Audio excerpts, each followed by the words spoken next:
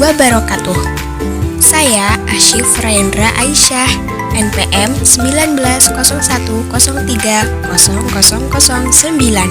kelas PGMIC semester 2. Dalam video saya ini, saya akan menyampaikan salah satu dari materi pelajaran fikih untuk anak-anak Madrasah Ibtidaiyah kelas 3, yaitu tentang tayamum. Nah, untuk adik-adik, sebelum kita mencari tahu lebih jauh tentang materi tayamum ini, kita harus tahu dulu tentang pengertian tayamum. Kuy cari tahu? Jadi, secara bahasa, tayamum berarti al-qasdu, yaitu menyengaja menuju sesuatu atau memaksudkan sesuatu. Sedangkan menurut istilah fikih, tayamum adalah mengusap wajah dan kedua tangan dengan debu yang bersih dan dengan cara tertentu. Tayamum merupakan salah satu di antara sekian banyak keringanan atau rukhsah yang diberikan Allah Subhanahu wa Ta'ala kepada umat Islam dengan tujuan untuk memudahkan melaksanakan ajaran agama Islam dalam segala kondisi dan situasi. Adapun dasar dari disyariatkannya tayamum adalah berdasarkan firman Allah Subhanahu wa Ta'ala dalam Al-Qur'an, yaitu pada Quran surat Al-Maidah ayat 6 yang artinya sebagai berikut. Hai orang-orang yang beriman, apabila kamu hendak mengerjakan sholat, maka basuhlah mukamu dan tanganmu sampai dengan siku, dan sapulah kepalamu dan basuh kakimu sampai dengan kedua mata kaki. Dan jika kamu junub, maka mandilah. Dan jika kamu sakit atau dalam perjalanan atau kembali dari tempat buang air kakus atau menyentuh perempuan, lalu kamu tidak memperoleh air, maka bertayamumlah dengan tanah yang baik atau bersih. Sapulah mukamu dan tanganmu dengan tanah itu. Allah tidak hendak menyulitkan kamu, tetapi Dia hendak membersihkan kamu dan menyempurnakan nikmat-Nya bagimu, supaya kamu bersyukur.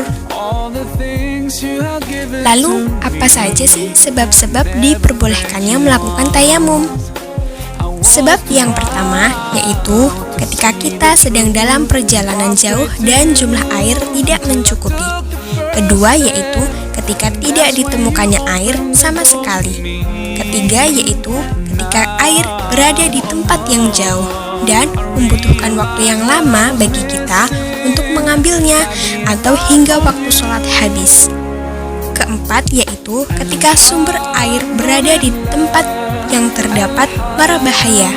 Dan yang kelima yaitu ketika sakit parah dan tidak boleh terkena air. Kemudian, adapun hal-hal yang dapat membatalkan tayamum yaitu: pertama, segala hal yang dapat membatalkan wudhu. Kedua, murtad. Dan ketiga, ragu dengan adanya air.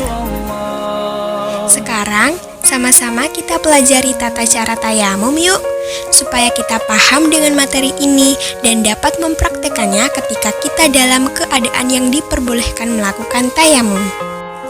Tata cara yang pertama yaitu siapkan tanah berdebu atau debu yang bersih.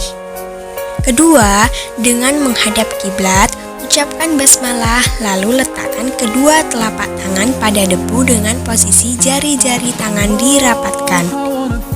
Ketiga, lalu usapkan kedua telapak tangan pada seluruh wajah disertai dengan niat dalam hati, salah satunya dengan bacaan niat tayamum berikut.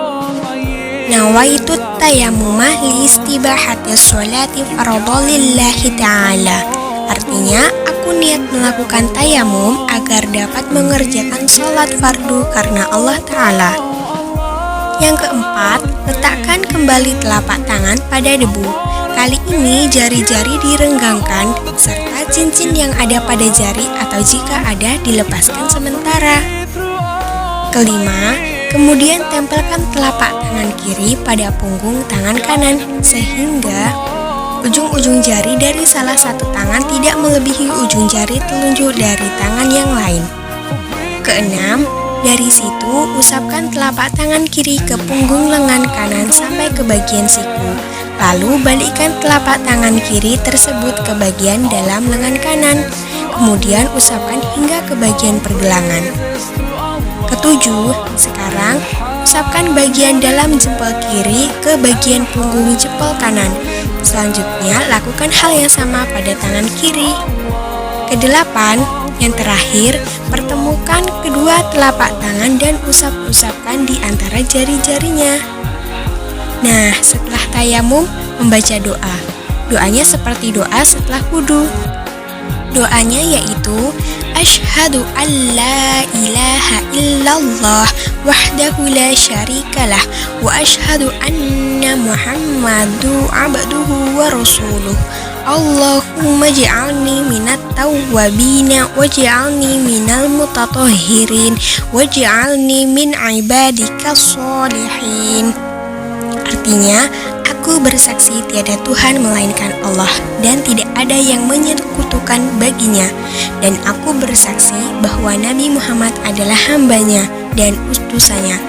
Ya Allah, jadikanlah aku orang yang ahli taubat dan jadikanlah aku orang yang suci dan jadikanlah aku dari golongan orang-orang yang soleh. Itulah sedikit pembahasan materi tayamum. Semoga kita semua dapat memahami dengan baik dan selalu bersemangat untuk mengkaji ilmu-ilmu baru. Terima kasih atas perhatiannya dan jangan lupa bersyukur. Assalamualaikum warahmatullahi wabarakatuh.